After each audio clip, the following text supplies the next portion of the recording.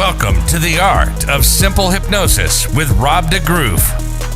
Rob's goal is to keep hypnosis simple and uncomplicated, fast, powerful, and effective techniques. In this show, Rob talks with leaders of the hypnosis industry on how to keep hypnosis simple and effective on the therapeutic side as well as on the business side. Enjoy, learn, and by all means, keep it simple. John, really welcome to the Art of Simple Hypnosis. In this show, we talk about hypnosis and hypnotherapy, of course, and the goal is to give our viewers advice on how to keep hypnosis simple, on how to get great results, or business advice, or whatever that we can give our viewers to build their business to get better results. So my first question is always, what is the biggest mistake you ever made that you don't want others to make? Relying on the opinion and advice of people who haven't done it themselves. Yeah. It's now if you're coming into the business now, you have a huge advantage over where I was, because if somebody said to me, I'm a hypnosis guru and I've got thousands of people and thousands of and so many people are saying how wonderful I am, and you know, and more importantly, if you're training with somebody, ask them to give you a list of people who have trained with them who are successful. Yeah. Now you can do that now. You can do your homework now. You can go online. You can actually see your hypnosis guru, you know, because it's a cult. But you can see your hypnosis guru actually hypnotizing, actually doing what they do. And if you can't find that, if you can't say that, for God's sake, don't go to them. Seriously, you know, there are so many people out there who have never done anything teaching how to do something. Yeah, I think that's quite good advice, because get bricks thrown at me. Yeah, no, but yeah, sometimes you see trainers out there that I had it in Belgium. We had somebody who was in my class for he was in my class the year before, and a year later I saw him advertising for hypnosis trainings in Belgium. So yeah, so sometimes people get to people who never see clients or who don't have the experience. So I think that's yeah, really important. Yeah. So what advice can you give to our viewers on how to keep hypnosis simple? Keep it simple. I use a 5-stage strategy. I like 5 because you can remember, because you've got 5 fingers and you can always put down the thumb. Right, I've done that one, the finger, that one. I do that in everything. I do that in public speaking. I actually have 5. So when I was teaching, to simplify my teaching, I broke it down to 5 stages. Yeah. And the thing is, if you keep it simple and say, right, I've done that's great. It's just, it makes it easier. Yeah. And that is, for me, some people say pre-talk, but I think it's about getting your intent right. You have to have the right intention. I do believe I was the first one to ever put this into a book. And some of the, before Facebook, there was a thing called Yahoo Groups. And Yahoo Groups was the very first text discussion group, and there were several of us that were in the hypnosis Yahoo group, and I do believe it's still going. But you know, and I met some wonderful people on there. Certainly somebody you know very, very well, but met some wonderful people on there, and that's where a whole philosophy of hypnosis started to grow, you know, with us swapping notes and stuff like that. And that was, if you keep it simple, you actually get hypnosis a lot more, because a lot of, you know, and I know that a lot of relaxotherapy schools have never seen a hypnotized person, you know. They've never seen somebody who can't take their hand off a wall. And when you get how much imagination there is in that, you know. But be very, very, very careful that the person that you're talking to can do it themselves, you know. Say, show me. Yeah. Okay. So what is the best decision you ever made regarding your hypnosis business? Starting. Hypnotizing the first person. Yeah. Getting on with it. Yeah. Yeah. So Yeah. just like me, you have a background in entertainment. So you were an entertainer first, then you became a hypnotist. Can you tell me a bit about that? Oh, good Lord. Going back to the 1980s, because I'm very old, in my 20s, I was a nurse. I was an orthopedic nurse. In my late teenage years, couple of years, I was actually a professional patient. I was in hospital having operations that didn't work to get me to walk better, you know, and that sort of thing, from a congenital condition I've got. And when I left nursing, I went into, I was a road manager, roadie. I made props for a comedy duo that I worked with, and they did magic. And actually Jimmy Carlo, half of that was my oldest and longest friend. He's an award-winning magician now, you know. He's won him and his wife were the first people to ever won 3 shields at the British IBM, International Brotherhood of Magicians. And I helped develop that act in the background, you know. I didn't write it, like, you know, but I said, that's not funny, do this instead, you know. And that, so and I love collaborating on that sort of thing. And I was summer seasoning down Jersey. I was actually doing the sound and lights and working at the bar at the same time. So I was actually pouring pints with one hand and using a follow spot with the other. That literally, that's how it went. And I met a guy called Robin Colville, who was a comedian with a comedy show band who were huge in this country, called the Grumbleweeds at that time. But we are talking way back in the 80s, you know. And he hypnotized the roadie's girlfriend in the bar at the Hotel de France in St Helier in Jersey. And and he told her that when this little electronic dog flipped over that this little boy was playing with, that when it flipped over, he'd become a fully grown lion. So the boy pressed the button, the dog went forward, he sat down, he went beep, beep, bounced over, and it took us 15 minutes to get the girl out the lift. She'd gone up to the top floor and locked herself in, and there was no way she was coming out with that lion there. And Robin was shouting suggestions at her through the door, but she was screaming so she couldn't hear. But we got her out eventually, you know, caused chaos. And I said to him, I said, that's bloody good. Could I do that? And he said, yeah, it's just suggestion. He says, you do this, you say this, you do this, you say this. I said, right, is that it? He said, yeah. About 5-10 minutes later, I'll come up to him. I said, Robin? He said, yes, John. I said, I've got the barman on the floor. What do I do now? And the thing is, because I was taught that that's all it was, that's all I've ever used, which is get your intent right. You are going under, yeah? Induce, the induction doesn't matter. Yeah. Because if you've got your intent right, it's like I say in all of my books, there's several.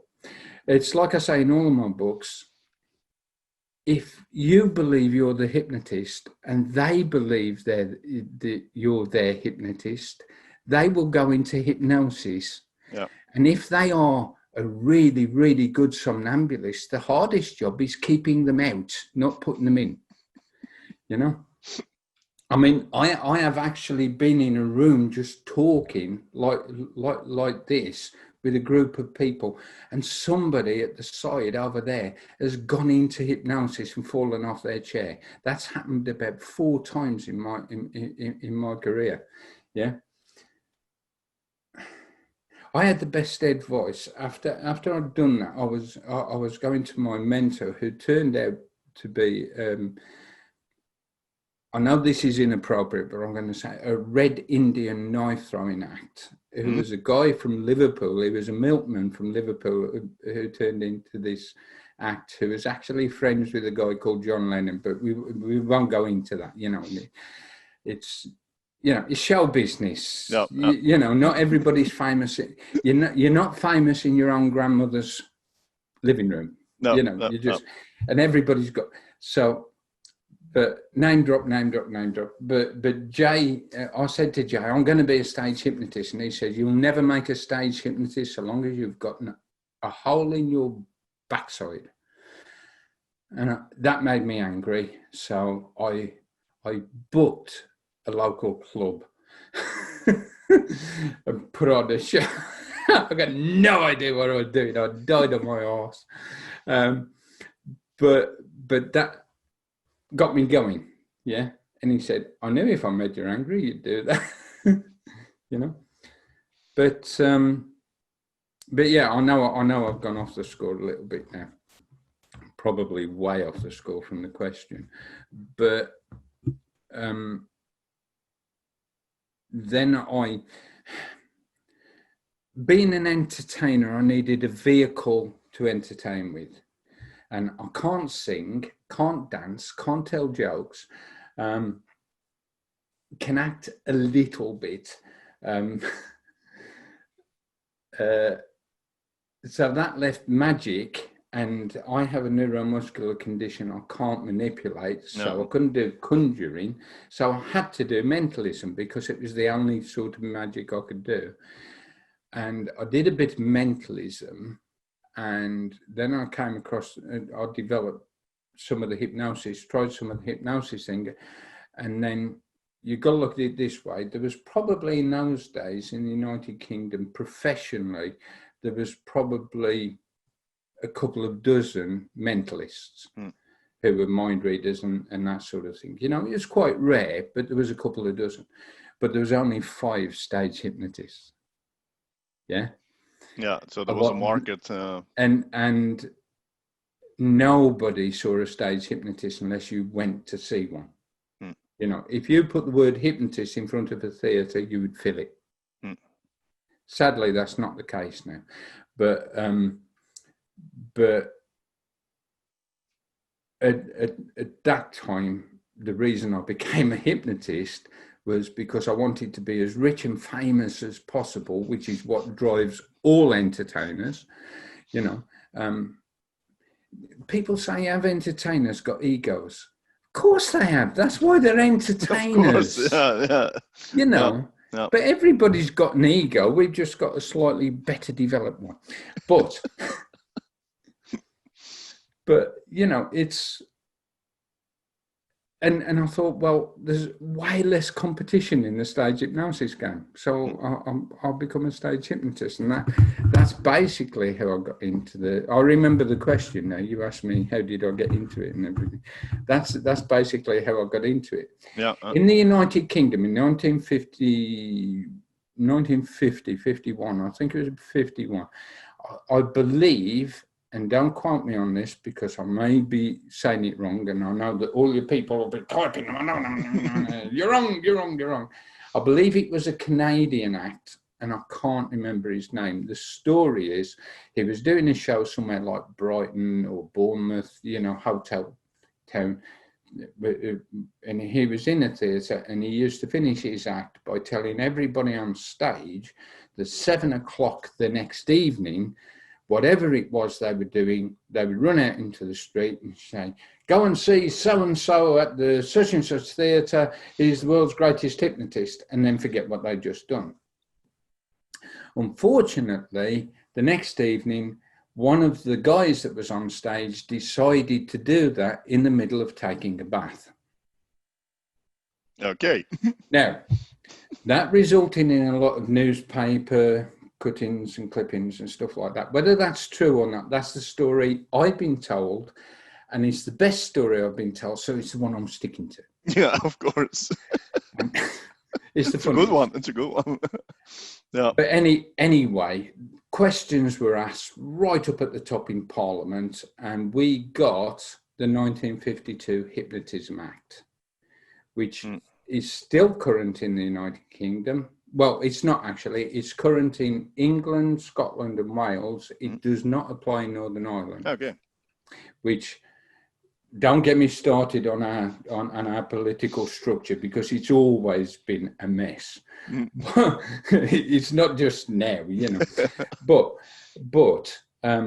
So we've got the 1952 Hypnotism Act, which states that you must apply to the local authority that gives out entertainment licenses for permission to perform a public demonstration of hypnosis connected to or in a place of entertainment.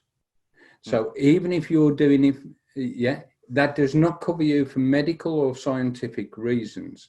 And proving medical or scientific reasons is not as easy as some people who have written books about this seem to think it is. It's very difficult because you have to have proper research documents, you have to have proper licenses and that sort of thing. So that meant that you just put in an application, you have to tell the council what you do. When I was doing summer seasons down here where I live now, down in deepest, darkest Devon, I had to come down and demonstrate what I was going to do to the council. Now, have you ever tried to hypnotise a council? But there are some people you can't do. But you know, I thought, right, okay, it will look better if I have a few letters after my name. So I went to the #1 hypnotherapy training school, which was in the United Kingdom, in which some people will remember and some people won't, and that was Wilf Proudfoot's Centre of Hypnosis in Scarborough. Wilf Proudfoot was an ex-MP. He was the first man that brought NLP into this country. He started the European Guild of Hypnotist Examiners. It was then the UK Guild of Hypnotist Examiners, and he worked with another mentor and not mentor, but I trained with when he came over here. A fabulous hypnotist called Gil Boyne, who invented magnetic hands, magnetic fingers, and stuff like that. They were all his. Some people would argue that he did eye closure and eye lock before Elman, but you know, that's an argument that, you know, doesn't need to be had. But working with Wilf over 3 whole weeks, because I did the master hypnotist, the master of NLP, and the advanced master of hypnosis in NLP. So I did all 3 of them. So I did some clients and stuff with Wilf. So I spent a whole month up there, up in Scotland. Came away with my bits of paper, you know, my certificates and that, and it just made it a little bit easier to impress a council. Yeah, that you weren't actually going to kill anybody. Yeah, you know, so that's how I got into the therapy side of it, and I only did that, like most of us, that it was a sideline, you know, because my main focus and income was the more esoteric side of hypnosis, you know, the more weird and wonderful, you know. Yeah, that's what I want to go on about, because that's something that I don't do. I don't have any experience with it. But yeah, you mentioned past life regression sessions that you're doing. Yes, I've got a book half written called Passion for Past Lives. I must finish it. I've only been writing it for 10 years. Okay, so yeah, then you really have to go on with that one, because I want to read that one. Now, tell me a bit about that past life regression work that you're doing. You in the simple question round, you said that yeah, the most special or most special sessions or issues you had were in past life regression. I can Well, imagine that. you said issue, but you know, I don't do issues and problems and stuff. I have done, you know, and I did it professionally. I probably only ran a professional. I've never been a hypnotherapist. I just call myself a hypnotist, but I probably did a hypnotherapy business for about 2 years. And then I realized I was sitting there talking to depressed people all day, and it got right up my nose. So I thought, I don't like this, you know. And maybe I'm too empathetic. Maybe I'm too caring for people, because I was going home worse than they were.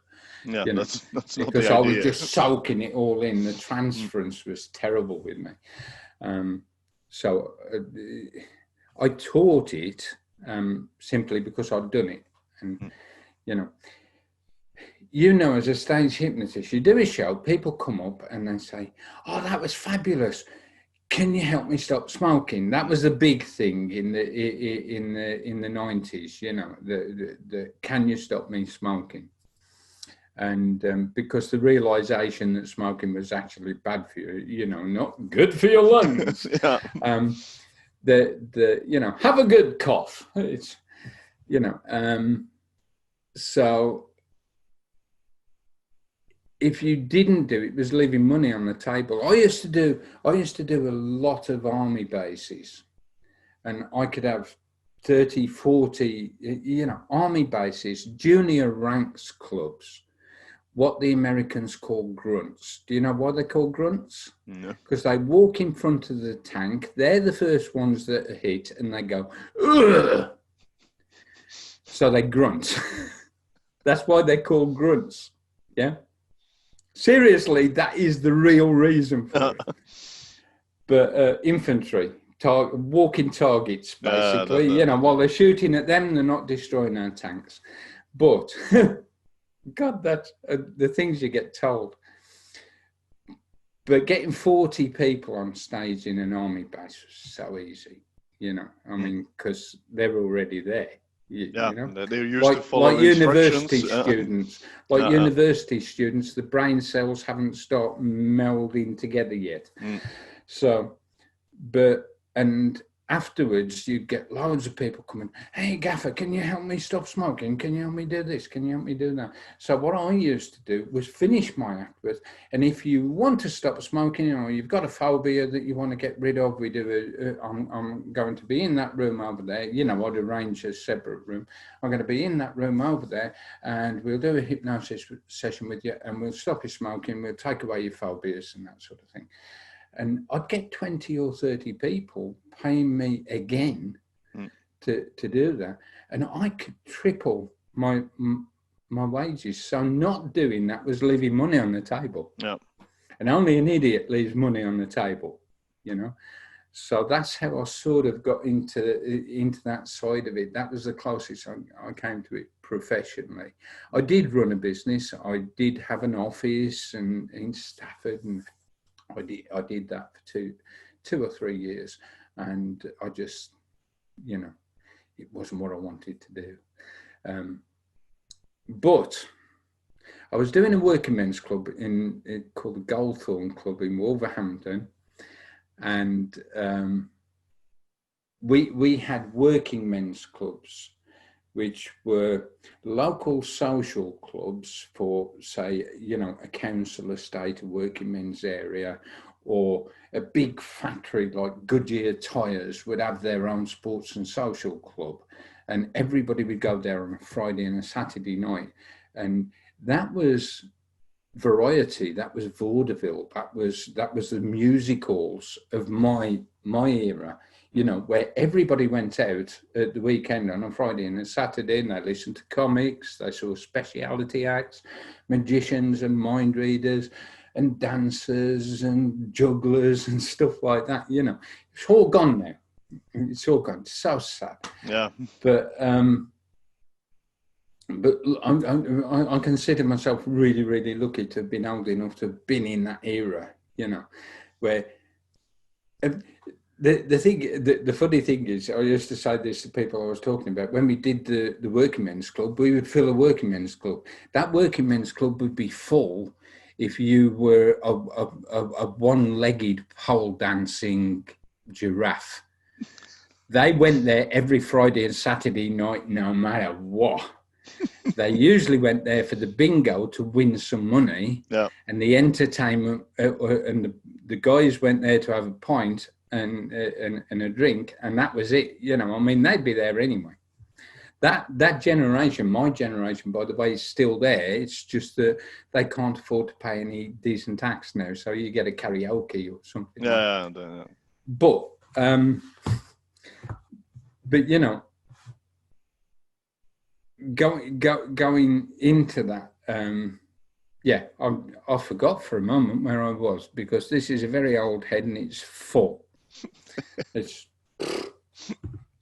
I'm not Alzheimer's, I'm just old. But I was doing the Galthorne Club and I packed up, and can I tell you a funny story? Of course. You know how you stay at the venue afterwards and talk to the people who actually booked you, which is not the people sitting in the chairs, it's the people who run the club. Yeah, the ones who they hang about afterwards. Yeah, they hang about afterwards. Yeah. And because I made myself available in that way, I didn't just do my act and go home. Yeah. And I would laugh and joke with them. I'd show them stuff I hadn't done on stage, and I would get rebooked immediately afterwards. In fact, if I didn't leave the place, sometimes I stayed there till 4 o'clock in the morning. I did not leave till I got rebooked, you know. Well, when do you want me to come back? But the way it worked, people who lived in the club and kept it clean and run all the bars and everything were called the stewards. And this steward, he said, John, would you do me a favour? Now, his wife had been on stage with me for 2 hours, because I used to do a 2-hour one-man show, you know. And she'd been on stage with me for 2 hours, and she'd ate an onion and she'd done everything I asked her to. She'd sung a song in Chinese, you know, and all the usual stuff that I did. And she'd even almost had an orgasm. I used to stop with women, but I'd let the men go all the way. But anyway, and we're sitting at a table I'm having a cup of tea because I'm driving home. I had nothing to drink, like, you know, and home's like a couple of hours away. But, well, an hour then. And we're sitting there, we're having a cup of tea, and he leant forward and he said, would you get her to, I said, yeah, okay. Do you understand bingo? Yeah, bingo is the yeah, numbers. you've got a card with a lot of numbers on, and then they pull the ball out. I believe that the Americans, certainly in Las Vegas, I noticed when I was there, they called it Lotto. It's the same thing. Same principle, yeah. In this country now, but then it was huge. And it was so big, there was one called the National. And it was sort of like winning the Euro lottery, you know. It was like massive amounts of money. You could win £1 million on the National, you know, which was life-changing. Nowadays we go, is that all? Yeah. But yeah, it's nothing now. But then it was, you know. And so I said, yeah, I'll do that. And I went, sleep, you know, you see, I see an awful lot of people, I don't know about you, re-inducing on YouTube and saying that this is the first time this person's ever been hypnotised. And you and I can say that they've been hypnotised 57 times before to make sure it's going to work. No, don't lie. You know, this is the 17th time I've hypnotised this person. And they get good at it. They get better. Yeah, of course. Yeah. So I just went, sleep. And she went, boof, you know. Because there's that hangover period where you're still there hypnotized. And I said, when I'm waking this time, you are playing the National and you are waiting for clickety-click 66. And then you've won the National. So I said, 1, 2, wide awake. And no paper, no pen, nothing, just imagination. She went. I said, 6. And she went, and 4, 64. She went, oh, you bastard. I said, 6 and 7, 60. I said, the shouters used to use rhymes. So I said, 69, the Brighton line. She went, oh. I went, clickety click, 66. She went, ah! She stood up, she got a top, and she went, woof. And everything was on view. And the steward sat there and he said, you know, she always said she'd get her tits out if she won the national. Straight away, the entertainment secretary said, John, yeah, do you do stags? Do you do stag nights, you know, adult nights? I said, right, okay, that costs a bit more money. Yeah. So he wanted the adult, want me to come, right? So, you know, what you do is your biggest advert. Yeah. And that night I left there and I turned the radio on, and I couldn't get national radio. I don't know. These were in the days where the car radio actually had a knob that you to twisted, turn, and then, yeah. You know. Well, so I twisted the knob and I got a local radio station called Beacon Radio. There was a very good friend of mine now, a DJ called Ian Perry on there. And he did a thing called the Midnight Line. And the Midnight Line was 12 and midnight, right the way through till 4 a.m. And it was a phone-in show. So, you know, and it was listened to by people who were on night shift and security guards and police and everybody working during the night. Everybody working. And entertainers driving home. Yeah. And he said, right, if you've got something, he said, ring me up with something unusual. He said, everybody's ringing me up about politics and stuff like that. He said, ring me up with something really weird and unusual. And my mentor, that's his picture there. He lives in Florida now. Jay Ruffley is a fabulous psychic. I mean, he's a fabulous psychic. You know, I know mentalists go, oh, it's all cold reading and that. Well, if it is, this guy can cold read like you wouldn't believe. Yep. No. Yeah. But so he introduced me to past lives and stuff like that because he was doing them. So I sort of like watched and learned. And I was actually just round the corner from Beacon Radio Studios. So I went round the corner, it's this big old Victorian house in Wolverhampton, and I knocked on the door, well, rang the bell. And this really scared voice said, who is it? Because I didn't know, but Ian Perry was the only person in this whole building, you know? And he pressed the button and said, who is it? I said, it's Jonathan Chase, a stage hypnotist. How would you like to do a series of past life regressions? How would you like to do live comedy stage hypnosis on radio? The door went, bzz. He said, coming up. And that's how it started. I do believe in 1989, oh God, I can't remember now, 89 or 90, I did the first ever fully live stage hypnosis show on radio in the United Kingdom for 4 hours. We had hypnotized people in the studio for 4 hours. We had people ringing up, telling us what to get them to do. And that was, it was so popular, it got picked up by Manchester radio, a guy called James Stanich. And James got me up there. And when we walked into the studio, they'd only mentioned that a hypnotist was coming, and there was 150 people waiting to be hypnotized in the reception, you know. So as you can imagine, I got some good subjects out of that. Yeah, of course. Yeah. But yeah, and it was really that was probably that answers your question. What's the best thing I ever did for my career? The best thing I ever did for my career really was that.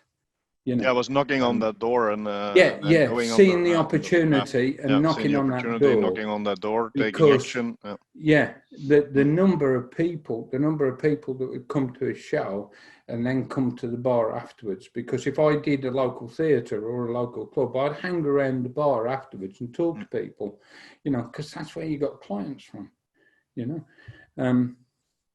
People used to say to me, "Oh, Paul McKenna's coming to my town. I'm going to stand on the steps and protest." I said, "Really? If Paul McKenna was coming to my town, I'd be standing on the steps with a load of business cards, because he isn't going to be." Yeah. And everybody that comes out of that theatre is going to want hypnosis. Yeah, of course. Yeah. They are into it at that moment, and people harvest the market over there. People are crazy about that. Yeah. But, so the past life regression thing, it's you did it on the radio. So people just called what we did what all television and radio shows do is we created a reality. I'm sorry, but you know, if you're a hypnotist, that's what we do. And we created a reality in as much as people would ring in and the two girls, the two researchers that took the telephone calls, knew what we were looking for, you know, knew the demographic we were looking for, that sort of thing. We were looking for people. We weren't looking for people who rang up and said, "Oh, I think I'm fat because I was in the my past life was I was in the potato famine in Ireland and I died, so I've got to eat now." We weren't looking for the loonies, you know. We weren't looking for those, you know. That's somebody else's job, not ours. And but people who were genuinely interested in doing it and having a go, we would get them in the afternoon. We did it on Wednesday, and we would get them in the afternoon, and we'd be looking for 4 or 5 people to do live on air over a 4-hour period, because it's not just, you know, it was a commercial radio station, so there was adverts, there was the news and the weather and all that sort of stuff. So although it's 4 hours sounds like the huge great big chunk of time, in actual fact it was probably 2.5 hours. You know, so we were giving about 15 minutes for max, you know. So we were looking for people who sounded good, people who would sound good on the radio, people who could enunciate. You know, it's no good doing a radio show with somebody, you know, waste of time. So so we set it up. They came in the afternoon. I came across in the afternoon. We hypnotized them. I did some. It turned out that Ian Perry had always been interested in hypnosis. That's why he opened the door, because he did his degree was in psychology, and although they'd mentioned it, they'd never seen it. You know, so he was interested, and he got quite good at doing past lives himself. I think he did do it for a little while after I said, right, that's enough. I had enough of that. I want to move on to the next project, as we do, and so we would get 4 or usually about 4 of the best stories, with the best storyline, with the best things like that. I am really, really tight when I'm talking to people about hypnosis and especially past lives. You must never, ever, ever, ever, ever lead the subject. You must never, ever, ever, ever give them even an iota of what might be around. Yeah, that all has to come from them. So you've got to be an inquisitor, not just an inducer. Yeah. I have actually seen a friend of mine did past life regressions on stage with with a very, very big psychic at the time, you know, stage psychic. And he would say things like, and okay, and you're there, and the weather's, what's the weather like? Is the weather really cold? And they go, oh, the weather's freezing. And do you have anything about you that's heavy? Yes, heavy. And is that around your waist or your head? Or yes, her head. I've got a helmet on. You know, because believe me, people in battle do really good past lives. Yeah. So, and I've seen that sort of thing. You know, and you can do that. You can do that easy. And but if you don't lead, you don't know where it's going to go. You know, I was doing one guy in class, doing a demonstration of it, and all of a sudden he went, you know, and he's got his eyes closed. And he went, oh God! I said, what is it? He went, bear! And I woke him up, and everybody's going, oh shit, you know, and he's sweating, and he's gone white, you know. I said, what was that? He said, I was rushing, I was in a cave, and there was a fucking bear. Oh, sorry.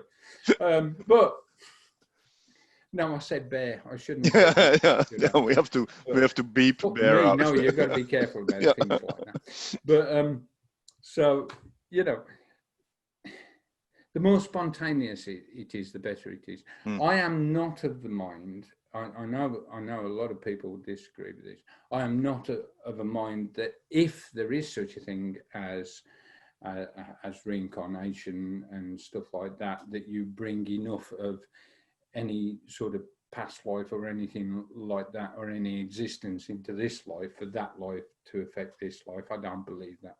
It works like that. I don't believe that. In that case, it can be used as a really good metaphor. Robin Colville, the guy I was telling you about, the comedian who, a friend of his asked him to go and see her daughter who's in hospital, who got anorexia. And the thing I just used as a joke, as a metaphor, he actually did that with her. He took her into a past life. He couldn't think what else to do. He took her into a past life and told her that the reason she didn't eat was because she was in Ireland during the potato famines in a past life, and she brought that back with her, that she couldn't eat. And I said to Robin, I said, well, how long ago was that? He said, about 20 years. I said, is she okay now? He said, yeah. He said, if anything, she's tiny bit overweight, and she's got 3 lovely children and that, and she was on the verge of being force fed. So I'm not saying that you can't use it that way. I don't believe it happens that way, you know. No. But past lives are fascinating. If you take it, and can I give you my philosophy? Yeah, of course. I believe that life is an essence. It's an energy, because you can get all the chemicals, all the minerals, everything that makes a human being. You can give it the right temperature, you can give it everything else, you can inject stem cells, you can do whatever you like. You cannot create life. Life is something that happens. It's an essence, it's an energy that we don't know, we don't understand. I'm an agnostic. I sit on the fence as far as God, because if there's God and there's spirits and there's that stuff, it's so different from our experience now. We'd never be able to understand it in a billion years. So we have to make it our own. And I think that essence quite likely can go from life to life. Yeah. Now that means that when Rob de Groof dies, Rob de Groof dies. Rob de Groof will never happen again. But that doesn't mean the life energy that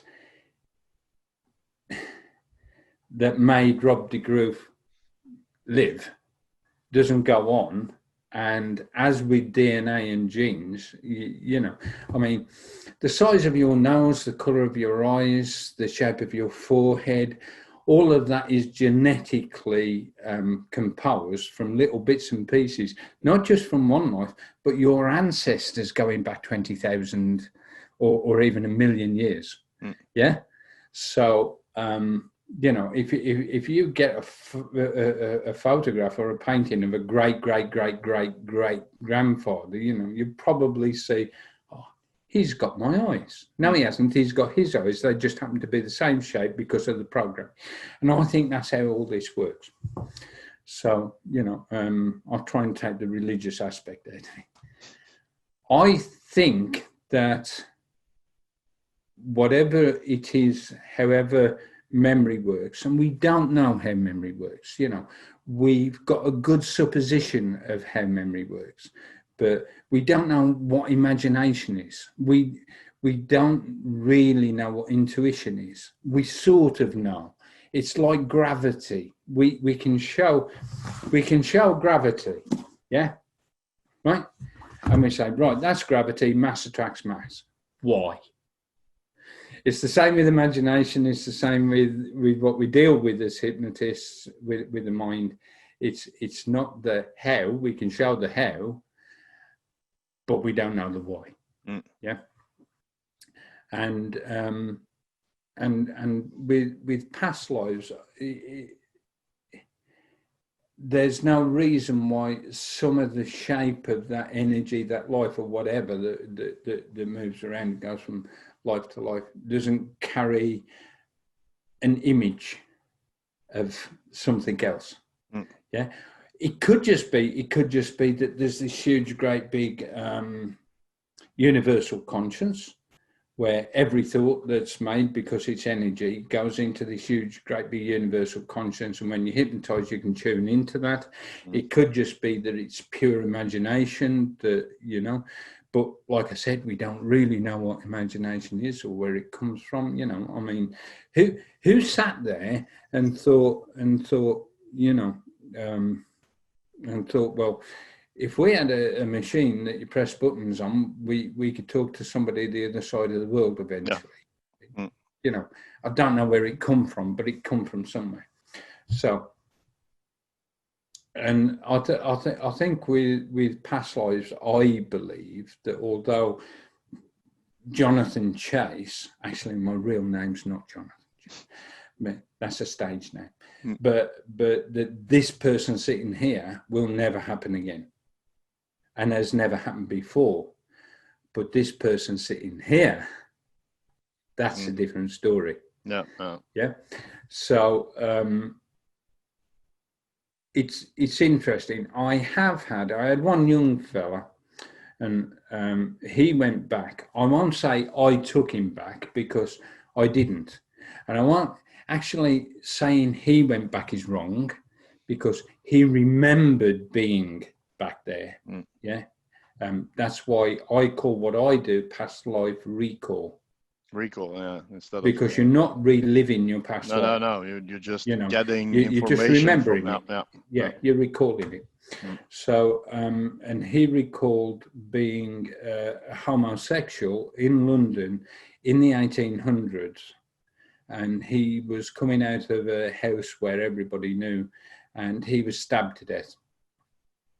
And when I brought him out of it, he said, "Good God," he said, "that's really, yeah, okay. Yeah, that makes perfect sense. Absolute perfect sense." And I said, "Great, fabulous. What are you going to do about that?" He said, "I'm going to go home to my mum and dad." He said, "I'm going to come out." He said, "I'm going to tell them." You know? Now, you can put all sorts of intellectual crap on top of that and say, oh, well, that was just confirming a belief. It was belief confirmation. It was this, it was that, it was the other.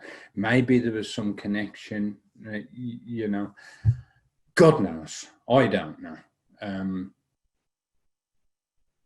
I don't know. But there appeared to be a connection, you know. There's a book that if you want to get into past lives, most people know Many Lives, Many Masters, which really is a crap book on past life. Yeah. But this book, Life Before Life by Jim B. Tucker, is fascinating, because this recounts children, mostly under the age of 4, mostly in places like India and Ceylon, recounting past lives and saying, I was this person, I lived there and lived that. And that's a 10-year research into the matter. There's a couple of like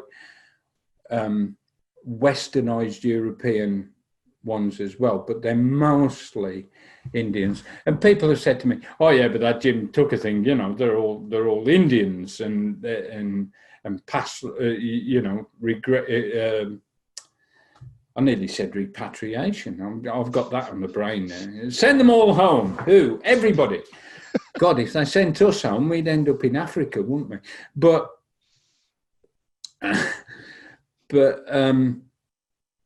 the reason that most of the stories are there is that when a child, certainly in this country and Belgium and France and Germany and you know, when they say, Mummy, I think I was another person, then our Christianized, Judo-Christian belief system of that doesn't happen. You know, we turn around and say, don't be silly. And that's it, end of story.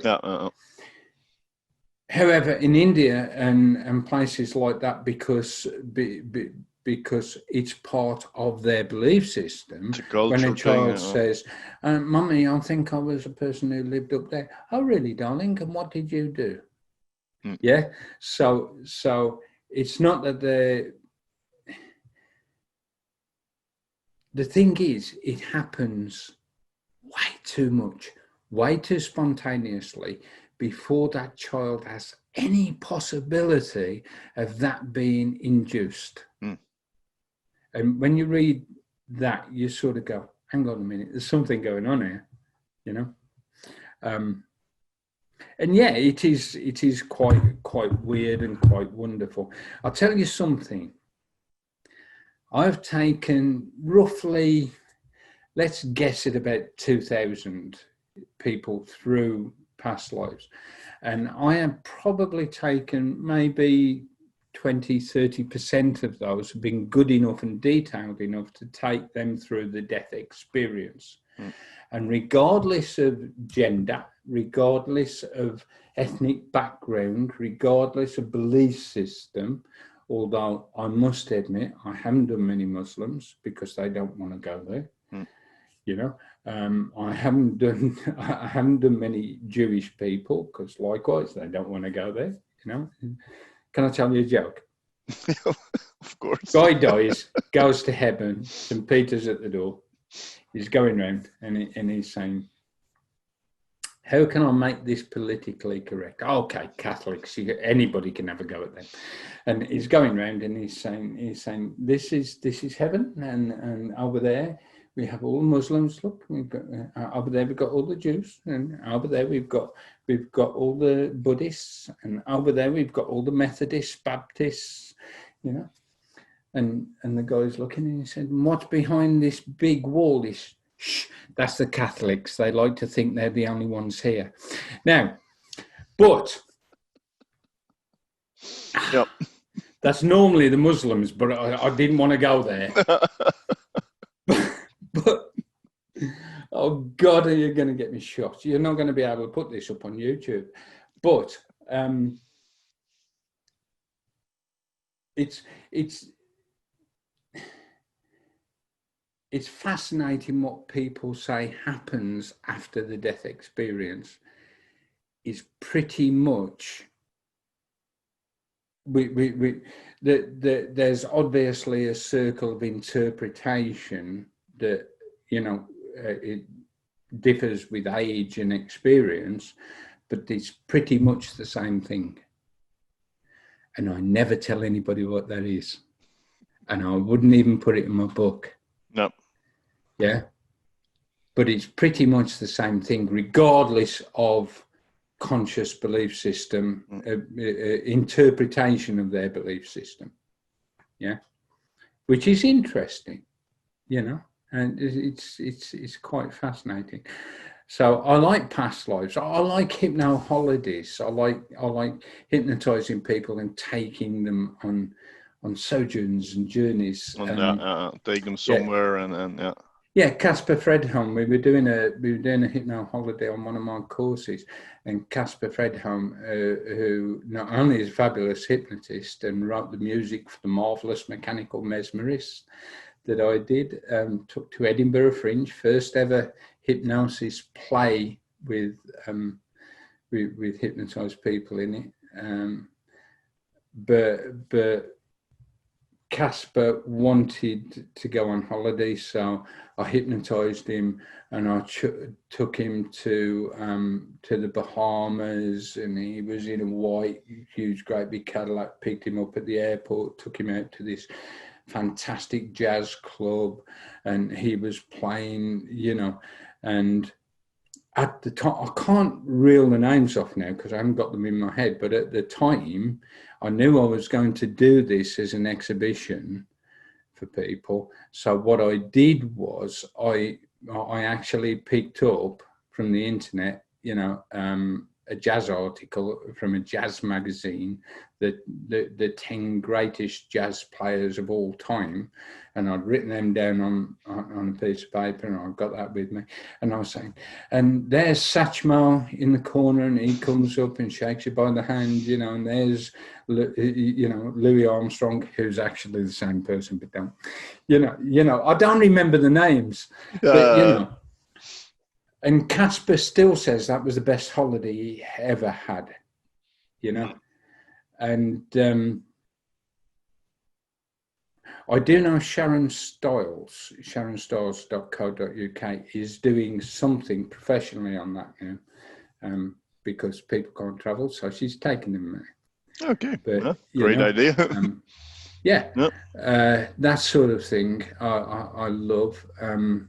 On the past life score, I went through about a 2-year period where I was being contacted, and I'm open to be contacted by people from like paranormal societies, and not spiritual, not the spiritual church, you know, but paranormal societies, people who take, okay, something's happening, I'll tell you a story, totally true.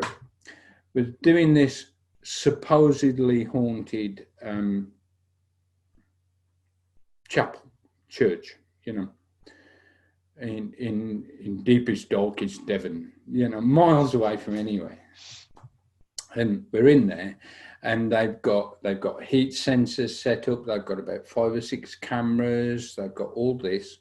I hypnotized 3 people, one who claimed to be a medium, and two girls who'd had nothing to do with it. I knew nothing about this place or anything. They started to present themselves as young children, and they were playing and, you know, laughing with each other. And a young guy who was there said, "Could I have a go?" I said, "Certainly, sit down." Hypnotized him. And it was one of those, you know those ones where you hypnotize them and you see a change? Do you know what I mean? A hypnotherapist never sees this. A hypnotist knows what I mean. He changed. Yeah, that was a different person sitting there. When I said, 1, 2, open your eyes, a different person opened their eyes. Yep. Whether that was just me or, you know. But the 3 children started to scream and said, "He's coming, he's coming, he's coming." All the hairs stood up on the back of my neck, as I'm probably standing up on yours now, but all the hairs stood up on the back of my neck. It was a dark place. They kept it deliberately dark, you know, because apparently if you have it too light, you don't get the hauntings, you know. For some reason, people think the ghosts don't like the light, you know. But let's face it, if they're a ghost, they don't know it's bloody light. But anyway, I stopped it all, because that felt, you know, that it was going into a place where I was going to lose control, and I didn't want that to happen. So I stopped it all and everything.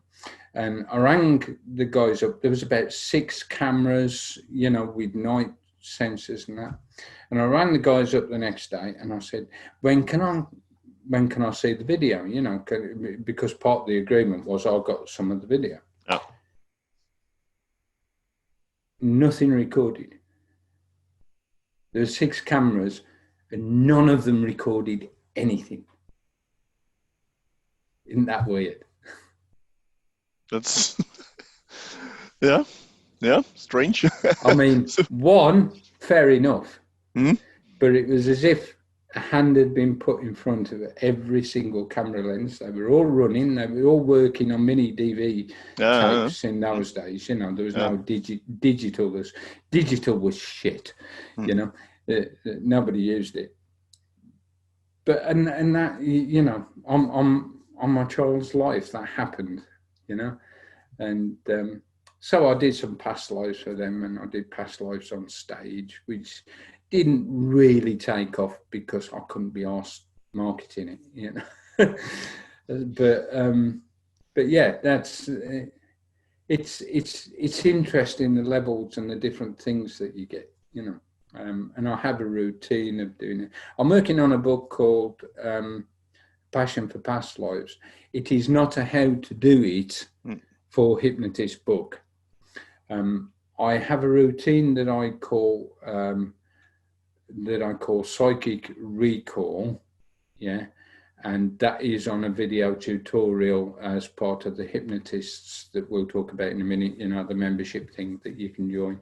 That's on there, like 3 hours trainings on there that you get for $14.95, I think it is. So, you know, but my passion for past lives is just the experience that people have had from it and have after it. Yeah. You know?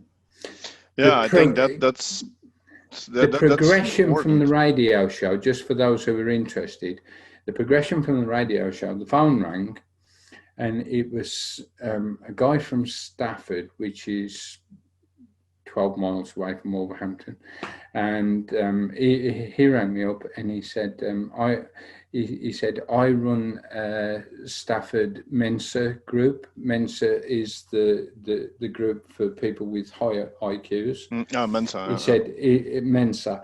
He said, we get together once a month. Would you come and do a past life regression for us?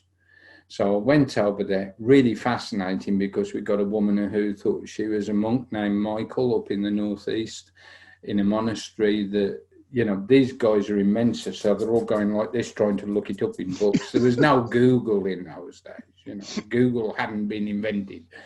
And you had to use these to look. Yeah, really had to go to an encyclopedia. And they're going like whatever, this, and they couldn't find a mention of this. And one of the guys, needless to say, rang me up a few days later and said, "We've found it. We found the monastery which was destroyed by the Vikings. You know, we found this, we found that." Fascinating. But and I did those all around the Midlands and all over the country for a long time. You know, that was my sort of like, I haven't got a show on a Tuesday. You know what Mondays and Tuesdays are like? You can never get a show on a Monday or Tuesday. Wednesday's a bit iffy. Thursday sometimes, but Friday, Saturday, and Sunday afternoon. Sometimes Sunday afternoon. Yeah, never Sunday evening. You know, usually weddings on a Sunday afternoon and that sort of thing. But this was my Monday, Tuesday filling, you know. I say, yes, but I've only got a Monday free, you know. and it was great, because you sit in somebody's living room with the room full of people. And I used to say, right, I will charge you, just off the top of my head, 100 to come. Yeah. Obviously, it would be a lot more now, but, you know, in those days, that was a lot of money. So all you've got to do is get 10 people who are interested to pay you 10, and that's it. And that way you get your past life free. And they'd say, Okay, but what if I just wanted you to come and do my past life? That's 200. Right. So you need 10 people. You can hear them working out very, very quickly. They were doing the calculation. Yeah. Something wrong. Right. So I'll get 10 people in. Then I'll get a 200 thing for free. Yeah. You know, they weren't getting it for free because, of course, out of those 10 people on the past lives, I'd get 2 phobias, I'd get a couple of stop smoking. Yeah, of course. Yeah. The moment you have them and they're interested, then yeah, of course. Yeah. And of course, you know, you do something really scientific with the whole room. You say, right, let's find out who's in the right mood. Put both hands out in front of you like so. Turn one hand up towards the ceiling and make a tight. Let the other hand go loose. You know. And you do that with them, you know, and then I do mag hands and the ones that went fast. I tell you why I love magnetic hands. A, it shows you that something physical is happening. Mm. B, it shows them that something physical is happening. And C, it's got the deep net already included in it, because the second the hands go together, you say, and they just drop into your lap and you see them go. Mine. There you go. Yep. And I think magnetic hands, going back to what you said, the essence of the program is the simplest induction. Yep. A lot of people prefer the day Bellman eye closure for the same thing. Dave Bellman. A lot of people prefer eye closure for the same thing. But I like the magnetic hands, or stick their hand to a table. Because, you know, if they can't lift their hand, they're hypnotized. Yeah. I'm not interested in what the conscious mind's doing. They could be having a logical conversation with me. They can't lift the fucking hand off the table. They're hypnotized. Yeah. No. So, and I taught that to my first ever mentee, whose name was Jeffrey Stevens.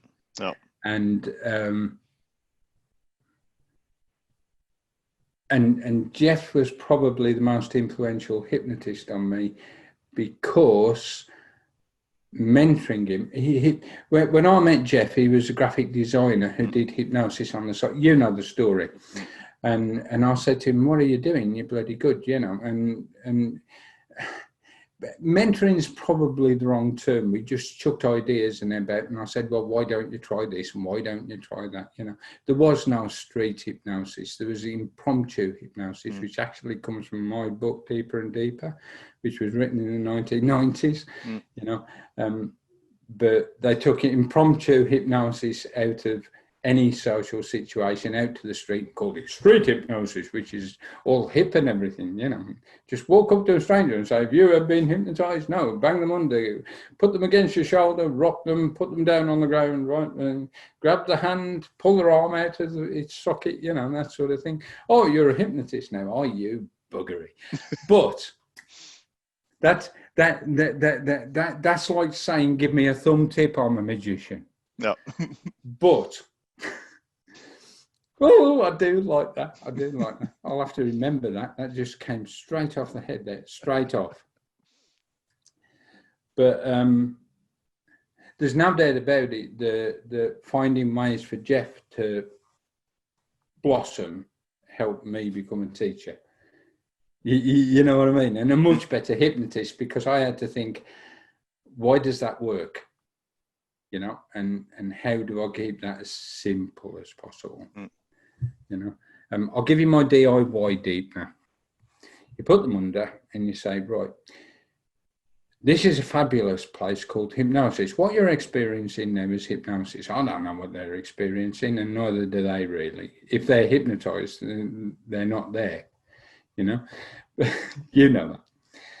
So I'll say, right, of all the places you could be, is this the place you need to be to address the subject we're doing? Nod or shake your head. And if they go, I'll say, there's a better, even more wonderful place in hypnosis. Go there and go into there. And when you are 100% in there, let me know.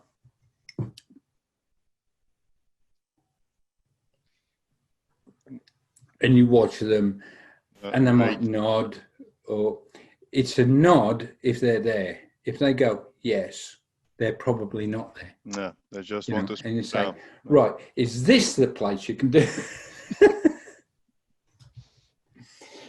All this.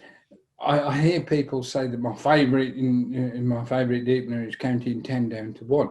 On stage, it's mine. Because it's a stage induction. 10, going deeper and deeper with every number I go past, with every deep breath that you take, with every firm beat of your heart, going deeper and deeper. Want to know the originator of that? Gilboyne. Yep. And a lot of 9 going deeper and deeper and deeper, 8 deeper and deeper, 2, and 1 deeply asleep. That's how you do it. I've got world's fastest induction of 7 people, each of them on stage, all hypnotized using a different induction. Yeah, I know that video on YouTube. All of them deepen down to a stage level in less than 8 minutes. 8 minutes. Yeah. I don't know why I attempted that, but it worked. It worked, yeah. It worked. It's never worked since, but it worked. Yeah. And the video was there. Yeah. So yeah. But don't tell everybody it's never worked since. Not as good. Yeah. But yeah, it's. I've dried now. Ask me a question. Okay, so you already leave that in that you are writing a book about the past life regression. So past lives. But you wrote some other books. You have some trainings online. So how can people find those trainings? How can people reach you? I will put it in the show notes as well. Everything here is mine. Yeah. So, and how can they... right, if you look up Jonathan Chase Hypnosis on Amazon, Barnes Noble, that sort of thing, everything's either in Kindle or softback. If you go to my website, jonathanchase.com, if you want to learn from me, over the years we've done some tutorials and that sort of thing, and there's hypnosis installed. I don't know if you've ever seen that. No, no, I'm not sure. Yeah, maybe. Give me your address, because I've got thousands of them. We're moving next year, we're moving after Christmas, and I've got thousands of DVDs that nobody wants anymore. Give me your address, I'll send you one. Yeah, okay. But it's all online. It's been called the best ever video training of hypnosis, because we set it up along with somebody else. I think Tim Box, who of course, it was his idea. He said, "Can we do a hypnosis training video that's designed to hypnotize the person watching it to be able to hypnotize?" I said yes. And we did it with a lot of people don't know this, but Tim used to be a pop star. And no, he went out in front of 50,000 people in Indonesia when he was with his band. What would Jesus drive? Don't tell Tim I told you that. But by the way, bloody good music as well. But we did all that. That's on there, and you get 12 months of different tutorial every month. You get access to me and everything for $14.95. That's not a Black Friday thing. It's always $14.95 pounds. So it'll be like 17 euros or something like that. About 3 billion Japanese things, but a month, for a year, 140 quid, and you get all these tutorials, and people regularly write to me. Now that I'm semi-retired, I answer most questions. We haven't done a live Zoom yet because there's only 6 or 7 members.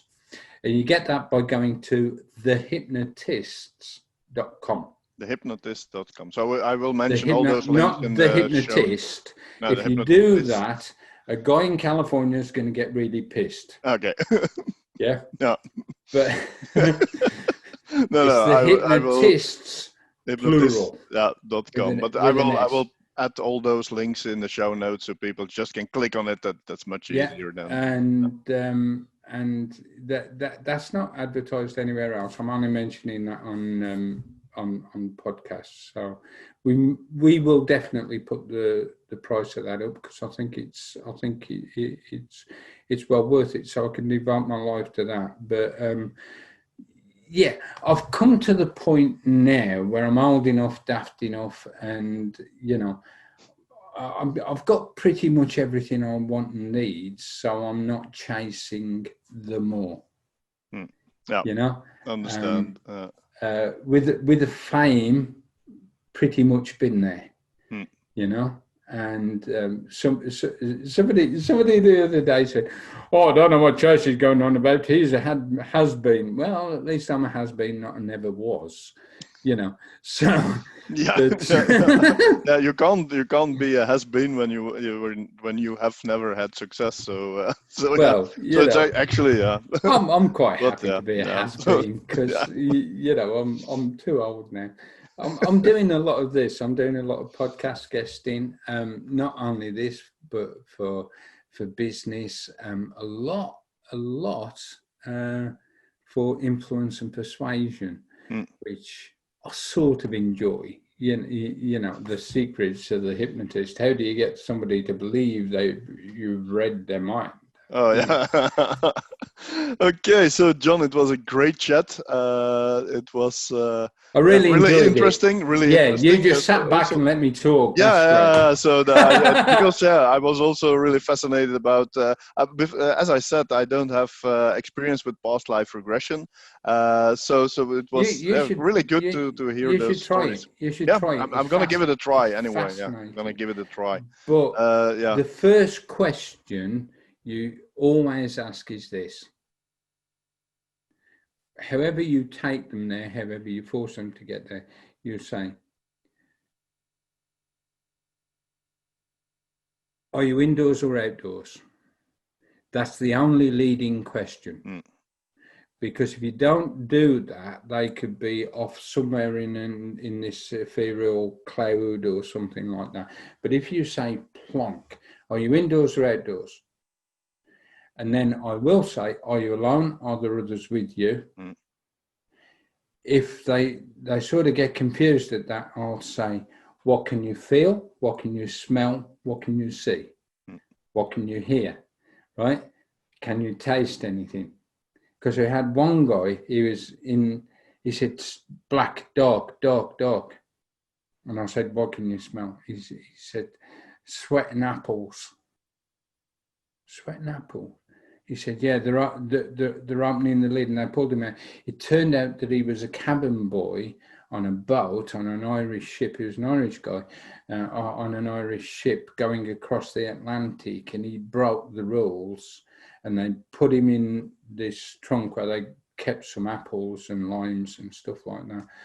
And he was about to get the cat of nine tails, And I said, how old are you? He said, maybe 9. 10 maybe, which when you think about it, he probably wouldn't know how old he was. No. Probably not. No. It'd be a guess. He did. It's happened before, but he did come up to me afterwards and say, you do me a favour? Yeah, can you completely block that memory take it away completely? He said, it's horrible. I said, yeah, no problem. Yeah, you can block it, of course. What I did was I blocked it subconsciously, but told him he could recall it consciously where it didn't matter. Yeah, well, there was no bad feeling. Yeah. Yeah. But, I've had people hung and everything. So I'm working on that at the moment. But, it's been great, Rob. Sorry, I'm chuntering on now. Old people do that.